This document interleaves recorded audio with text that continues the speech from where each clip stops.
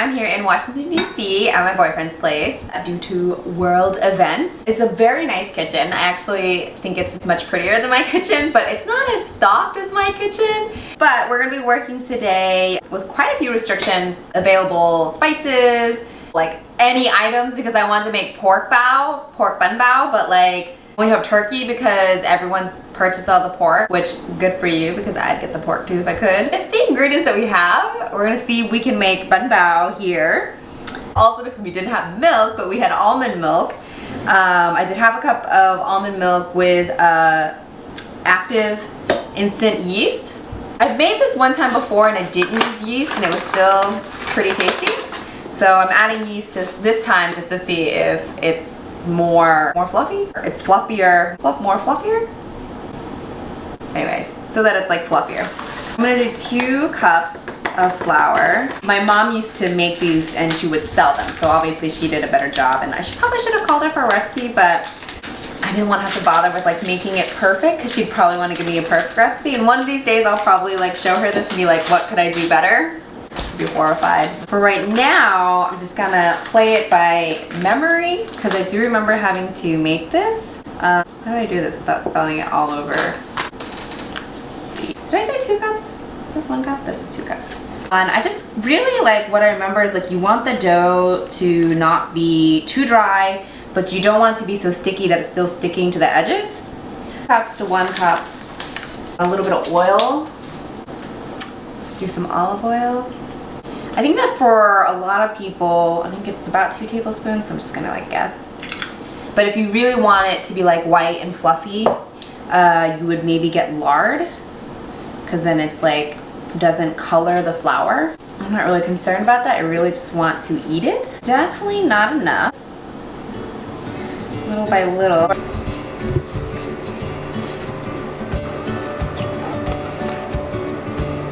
No longer sticking to the edges. Still a little sticky without like sticking too much on my fingers. That feels right. I feel like I'm so used to kneading bread, I want to keep like kneading it, but let's just...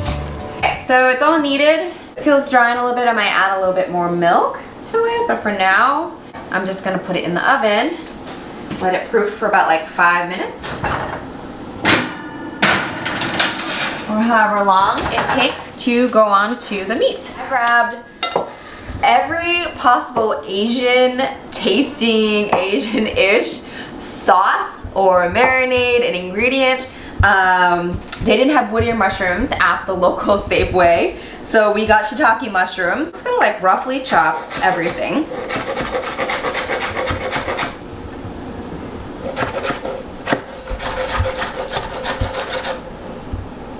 So what happened was I thought I had purchased cabbage that was like pre-cut. Anyways, I accidentally bought broccoli slaw, so we're gonna use broccoli slaw. It has some cabbage in it, but we're gonna use that in place of like noodles to kind of break up the turkey. You don't want like the bao to have just like chunks of meat, like it's delicious of course, but like you break it up so that you have a little bit more texture in there. And since we don't have Chinese sausage, and I'm not doing eggs this time because the last time I did the quail eggs, they didn't freeze well. And I always make them, or I made it in a huge batch, and I would prefer to make them in like large batches to freeze. Maybe it was just the quail eggs, I don't know, maybe I'll try it again one day, maybe I can freeze them uncooked. So the other crazy thing is like I always love garlic, I always put garlic in everything. Everyone just has fantastic taste, I guess. No pork, no garlic. Good for you, I guess, everybody who did a run on the garlic. Your food shall be flavorful. And we had some leftover green onion, so I'm gonna use this as well. Waste not, want not.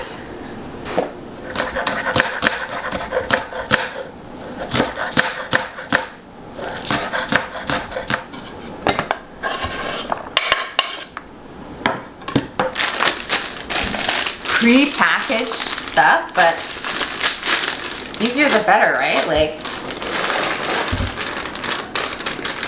I'm gonna go for that like no stress. And since all our meals are being eaten at home now, you know, whatever we can do to make it a little easier. Okay, defrost this. I'm just gonna drop this in. Okay, so we have like pre-minced chopped garlic in a jar, which just feels so luxurious to me. Like I don't even know what that's about. I don't even have to cut it. I don't have to do anything.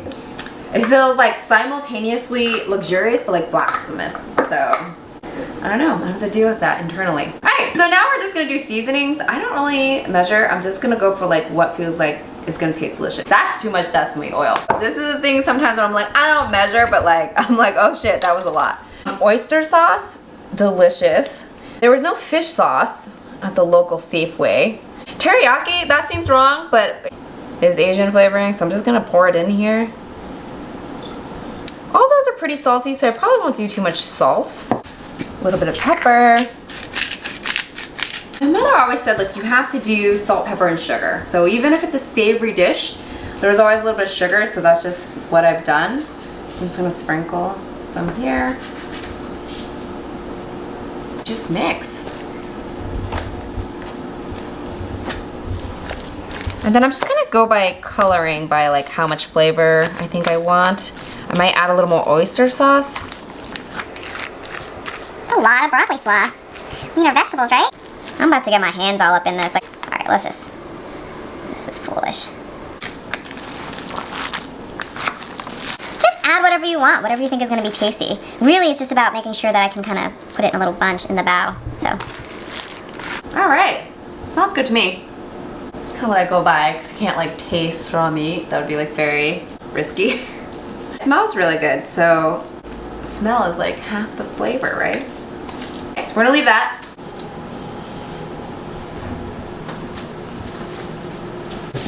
Alright, so I have a bunch of like foil. Really, you kind of want like wax paper or parchment paper, but it's not something we had. It's definitely gone in size. It's quite doubled. Oh, it sounds nice. So I'm gonna just take a piece. I might oil my hands a little bit. We'll see. It's a little sticky. My hands probably need this right now anyway. I'm just gonna take pieces. I'm gonna roll it into a circle and then kind of flatten it out. It might be kind of thick. Keep in mind that when it steams, it's gonna get even fluffier. I'm just gonna get a nice big heaping of, I wanted to say pork, but turkey. Oh, that's a big ass heaping. Let's see if I can stretch this around it. I'm really committed to this, but really I should just take out some of the meat. I give up. I'm taking out some of the meat. But we're going to fold that up. Just kind of pinch the top.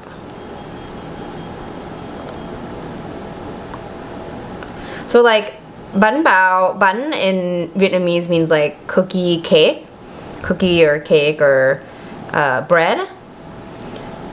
And bao just means like envelope bag essentially. So you have like an encasing with bread or cake. There we go. See, you can't even tell that it was a mess to begin with. You can't even tell.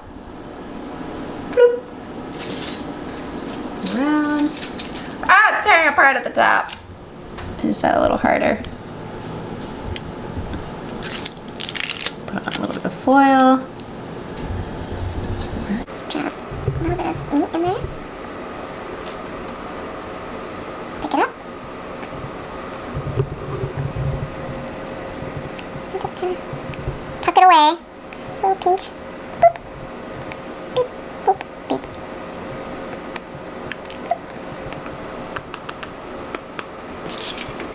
Ah, how cute.